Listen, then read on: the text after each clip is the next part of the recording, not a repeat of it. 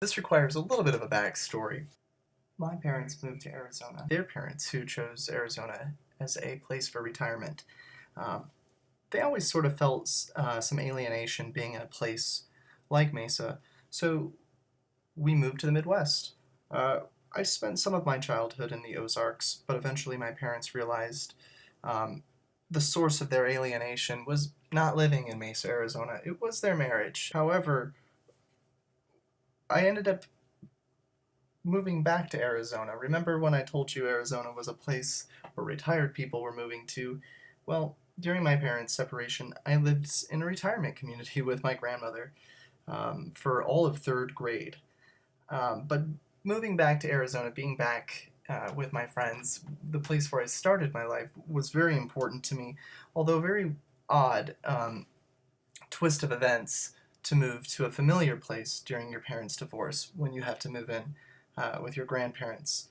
So I always sort of had this different perspective, this sort of twist on situations in life. It's a trend I haven't really been able to see broken. I live in this retirement community. When you have relationships with people like this, they know who they are. They feel accomplished. Um, it says something to a young person. It really drives you to sort of want the same in your life. It sort of sets the standard.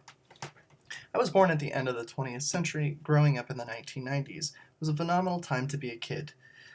Although my family had its issues and my living situation could sometimes be erratic and or confusing, I grew to love television, movies, and print. Newspapers, from school, The Magic Treehouse, Goosebumps, The Giver, Holes, anything. I ended up joining book club. I ended up really being one of those people that sort of uh, use their imagination. I was able to put myself in the perspective of other characters and their stories. That's sort of what kept me engaged and curious.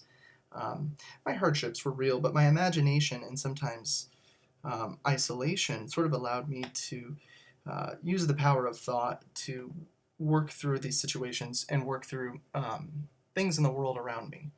I put my thoughts into actions eventually as I grew older, after speech and debates. Um, all of these things sort of pointed me in many different directions. Um, I started off doing the Lincoln Douglas debate style, but as I made more friends and met more people, I started breaking out of my comfort zone. I started doing, speech events. I started getting interested in drama or art, things sort of outside of my original purview. So I'm always trying to find my vocation and my passion, but while leaving room for possibilities and the unexpected. In college, I studied film and philosophy against all the warning signs.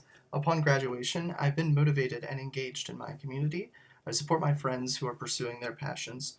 While there wasn't a big career waiting for me right after graduating with my degree in film and media studies, I sort of anticipated this. I've stayed connected, though, by volunteering, being a member of a film society, working in theater management, at a movie theater. It's these things that sort of keep me engaged and make me feel like I'm building upon a reputation, um, building towards, this constant career building. Uh, uh, it's something that's very important to not only the vision, but it's sort of encapsulated in the work ethic and attitude. I'd really define it myself as a constant professional. I was told by my parents, you will always learn more when you listen rather than uh, when you talk all the time. It's something that I still take to heart today, but as I am gearing up with my own voice, with my own things to say, um, today I really excel and participate in things that I never really thought I'd be doing. I never take my position for granted because, you know, no scenario is short on wisdom and meaning. These things are foundational to my attitude and to my work ethic. As a visionary, I believe in the power of a miracle. To make something that says anything to anyone is a miracle. To collaborate and bring a dream into reality, that's a miracle. When you have a miracle, you can really do anything. It's sort of bringing all of that together in a way that keeps your life consistent, that keeps your relationships solid, and foundational with others, this is something that you can offer not only really to yourself, but to those around you, to the things that brought you joy once in your life. It's a way of bringing it all back together.